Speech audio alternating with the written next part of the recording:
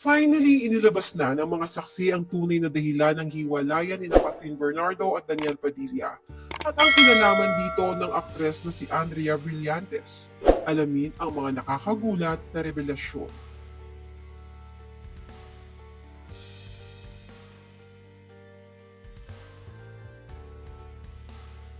Ikinagulat ng netizens, lalo na ng fans ni Catherine Bernardo at Daniel Padilla, ang ulat na inilabas ng Pep.ph ngayong December 18, na bago pa man pumutok ang Kathniel breakup controversy, ay nag-reach out na si Andrea kay Catherine para aminin dito na may nangyari sa kanila ni Daniel Padilla sa bahay mismo ng aktor.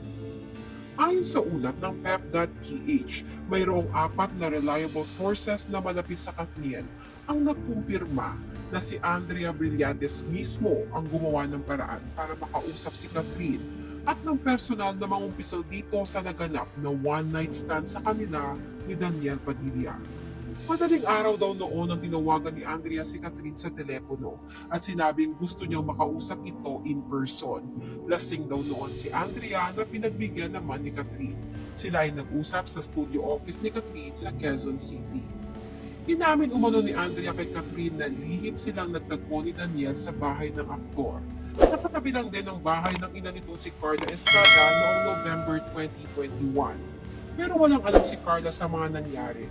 Nasa cool-off period daw noon sina Andrea at Seth dahil sa away magkasintahan.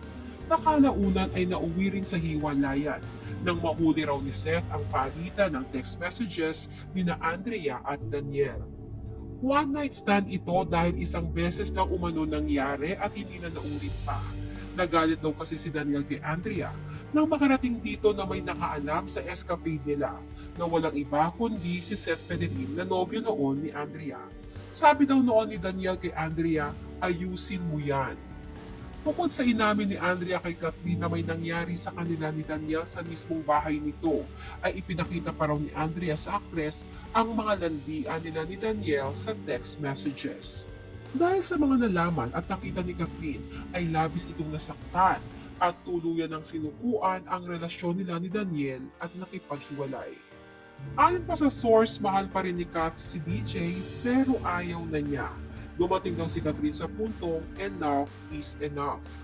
Samantala, kinumpirma rin ang mga detalyeng ito ng iba pang reliable sources na malapit sa Kathniel.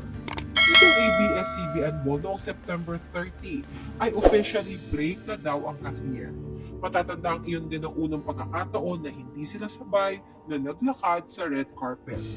Nang pasabugin ni OG Diaz sa YouTube ang issue between Kathniel and Andrea Brillantes noong November 8, ay 2 buwan na daw na inililihim ng Kathniel ang kanilang paghihiwalay. At pagsapit ng November 30, ay doon lamang isinapubliko ng Kathniel ang kanilang hiwalayan sa magkahiwalay na IG post.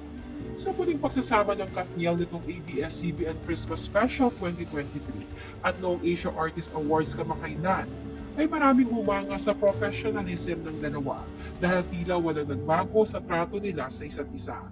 Sweet pa rin si Daniel habang hinahayaan naman ni Catherine ang mga pag-akoy sa kanya ng aktor. Lumutang pa ang balitang mukhang may reconciliation na nagaganap matapos burahin ni Daniel ang kanyang breakup confirmation sa Instagram. Pero sa latest IG post ni Catherine, mukhang subtle way ay sinasabi niyang walang balikang naganap o nagaganap. Nang mag-post siya ng mga litrato ng highlights ng buhay niya noong November at itinagay niya sa caption, "No looking back, only moving forward." Bagay na sinang-ayunan naman ng mga malalapit niyang kaibigan gaya ni Alora Sasa, na nababash ngayon dahil sa mga tila shady comments niya laban kay Daniel Padilla.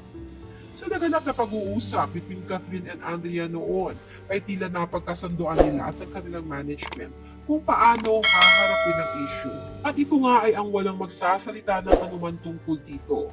Kaya naman kahit ano pa ang masasakit na ibinabatong salita kay Andrea ngayon, ay never nitong ipinagtanggol ang sarili na hindi nakasanayan ng publiko sa kanya.